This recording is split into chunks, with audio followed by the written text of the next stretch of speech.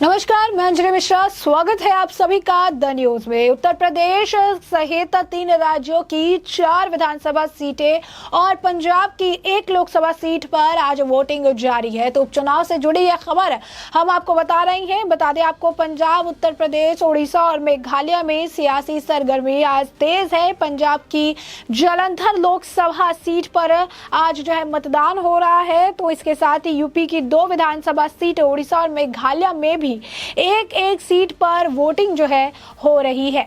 अब ऐसे में आपको बता दें कि पंजाब में आम आदमी पार्टी, कांग्रेस, अकाली दल और बीजेपी के बीच मुकाबला माना जा रहा है। तो वहीं यूपी की दोनों विधानसभा सीट पर सपा और अपना दल एस के बीच लड़ाई है। इसी तरह से उड़ीसा और मेघालय में भी दिलचस्प मुकाबला जो है देखने को मिल सकता है। अब आपको बता दें कि जिस तरीके से ये उपचुनाव हो रही है अलग अलग तरीके से, जैसे कि हम आपको बता रहे हैं कि जो जंग देखने के लिए मिल रही है, इसी बीच पहले से ही ईवीएम का रोना अब शुरू हो चुका है। इससे पहले आपको बता दें कि जैसे ही चुनाव शुरू हुए तो कहीं पे वोटिंग नहीं दी जा रही है। फिर से back to back Samajwadi Party की तरफ से ट्वीट किए जा रहे हैं। कहा जा रहा है कि मुस्लिम वोटर से उन्हें वोट नहीं दिया जा रहा है। समाजवादी पार्टी ने पहले ही जो है रोना शुरू कर दिया है। यूं कहिए कि पहले ही उन्होंने जो है हार मान ली है। समाजवादी पार्टी ने ट्वीट करके लिखा है, रामपुर की स्वरा विधानसभा के मुस्लिम बहुमूल्य क्षेत्र टाडा, दड़ियाल, लबाखेड़ा, अकबराबाद, सुलूपुर, फरीदपुर, खेमपुर, मिलक काजी के मुस्लिम मतदाताओं को पुलिस के द्वारा वोट नहीं डालने दिया जा रहा।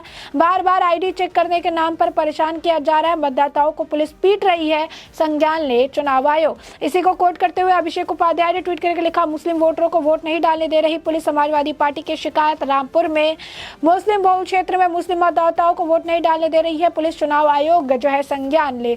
समाजवादी पार्टी ने एक और ट्वीट लिखा, रामपुर की स्वरा विधानसभा के खेमपुर, उसके बाद रसूलपुर, फरीदपुर, समोइया में पुलिस मतदाताओं को वोट डालने से रोक रही है। वोटरों को जबरन पोलिंग बूथ से वापस जो है लौटाया जा रहा है। यही नहीं, उन्होंने एक और जो है उनके तरफ से ट्वीट किया गया कि मिर्जापुर की 96 विधानसभा में बूथ संख्या 289-291 पर स्लो वोटिंग हो रही है। भाजपा के गुंडे पंकज सिंह और बबलू सिंह अपना दल प्रत्याशी को वोट डालने के लिए मतदाताओं पर दबाव बन रहे। मतदाताओं को चेकिंग के नाम पर परेशान किया जा रहा है। चुनाव आयोग संज्ञान ले, निष्पक्ष मतदान सुनिश्चित हो।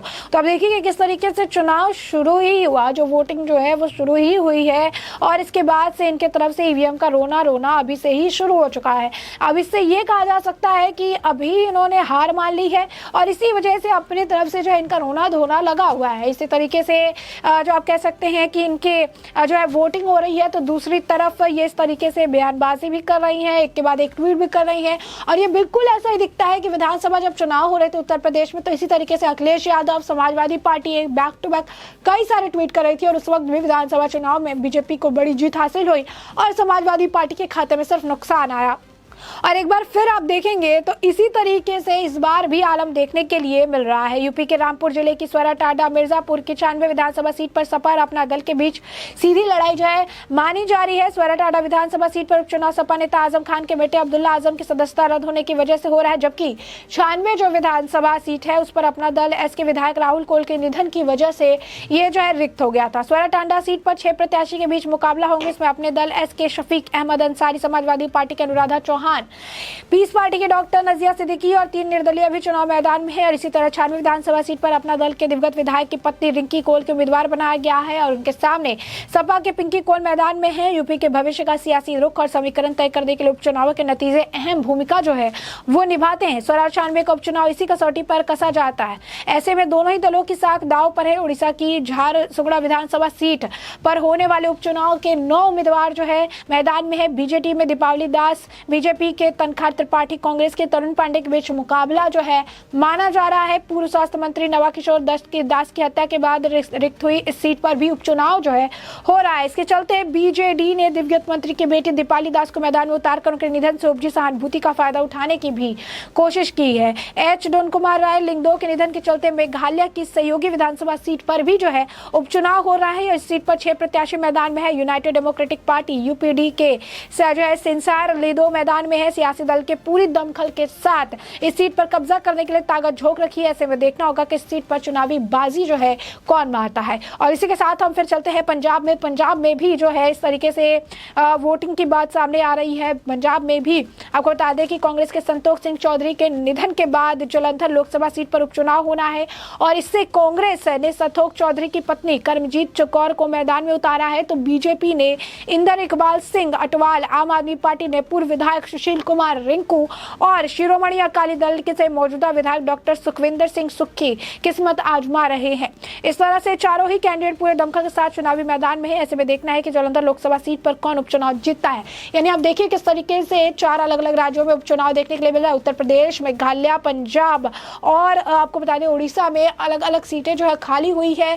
किसी के निधन की वजह से किसी की सदस्यता रद्द हो गई है और इस वजह से वहां पर उपचुनाव कराए जा रहे हैं। अलग अलग सीटों पर अलग अलग आप कह सकते हैं प्रत्याशी हैं, अलग अलग पार्टियों से हैं और उनके बीच जो है तगड़ा मुकाबला देखने के लिए मिल रहा है। और इन सभी के बीच समाजवादी पार्टी की तरफ से बैक टू बैक ट्वीट ये बता रही है कि इन उपचुनाव में भी समाजवादी पार्टी का रोना अभी भी निरंतर जारी है। विधानसभा चुनाव में रोते ही हैं, लगातार ट्वीट करते हैं, ईवीएम को दोष ठहराते हैं और अब उपचुनाव में भी इनका रोना जारी है कि वोटिंग नहीं डालने दे रहे, वोट नहीं करने दे रहे हैं, बीजेपी के गुंडे हैं। यानी साफ तौर पर अगर आप देखेंगे अपना दल के साथ मुकाबला है और यहाँ पर भी बीजेपी का रोना रो रहे हैं, यहाँ पर भी वोटिंग का रोना रो रहे हैं, यहाँ पर भी बैक टू बैक कई सारे ट्वीट कर रही है। यानी साफ तौर पर उपचुनाव में भी समाजवादी पार्टी ने अपनी हार मान ली है और यही कारण है कि समाजवादी पार्टी अब बैकफुट पर चली आई है और इसी कारण से लगातार जो है बैक टू बैक उनके तरफ से ट्वीट किए जा रहे हैं, बैक टू बैक जो है चीजें कही जा रही है, बैक टू बैक जो है आप बता दें कि आरोप लगाए जा रहे हैं क्योंकि उन्हें पता है कि इन उपचुनाव में भी उनका पत्ता साफ हो चुका है, इन उपचुनाव में भी उनका सुपड़ा साफ है और उन्हें कोई भी आप कह सकते हैं कि लोगों की तरफ से जो है सहारना या फिर कहीं सहारा जो है उनको नहीं मिलने वाला है और यही कारण है कि बैक टू बैक ट्वीट किए जा रहे हैं। वही आप देख सकते हैं पंजाब में भी जो है काफ़ी सारे प्रत्याशी है, बीजेपी की तरफ से, कांग्रेस की तरफ से, आम आदमी पार्टी की तरफ से और ये त्रिकोणीय मुकाबला माना जा रहा है और यहाँ पर भी पता चलेगा आने वाले समय के साथ कि कौन जो है इन उपचुनाव में जीत दर्ज करता है। यूपी का उपचुनाव काफ़ी अहम भी लगता है क्योंकि आने वाले समय में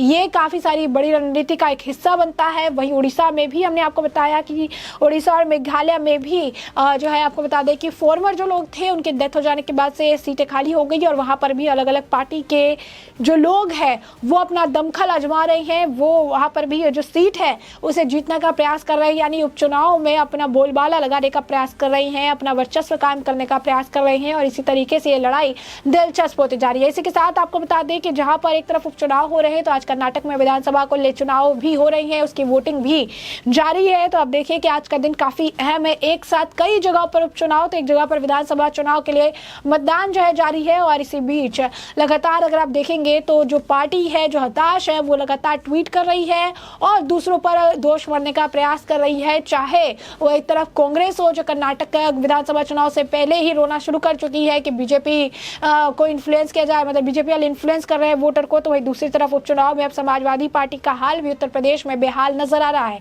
और समाजवादी पार्टी की तरफ से भी बैक टू बैक जो है ट्वीट किए जा रहे हैं और ट्वीट करके अलग अलग आरोप लगाए जा रहे हैं। कहीं ये कहा जा रहा है कि मुस्लिम वोटरों को वोट नहीं डालने दिया जा रहा है, कहीं ये क्या कहा जा रहा है कि भाजपा गुंडे उन्हें परेशान कर रहे हैं, कहीं ये कहा जा रहा है कि पुलिस जो है आईडी चेक करने के नाम पर परेशान कर रही है, कहीं ये कहा जा रहा है कि पुलिस जो है उन्हें आईडी नहीं जो है दे रही, मतलब उन्हें वोट डालने नहीं दे रही है। चुनाव आयोग को संज्ञान लेने की बात भी उनके द्वारा ट्वीट करके कही जा रही है कि निष्पक्ष चुनाव के लिए, मतदान के लिए जो है चुनाव आयोग संज्ञान ले। तो ऐसे में हमने आपको ये पूरा मामला जो बड़े विस्तार से बताया कि किस तरीके से यूपी सहित 3 राज्यों की 4 विधानसभा सीटों और पंजाब की 1 लोकसभा सीट पर वोटिंग जारी है।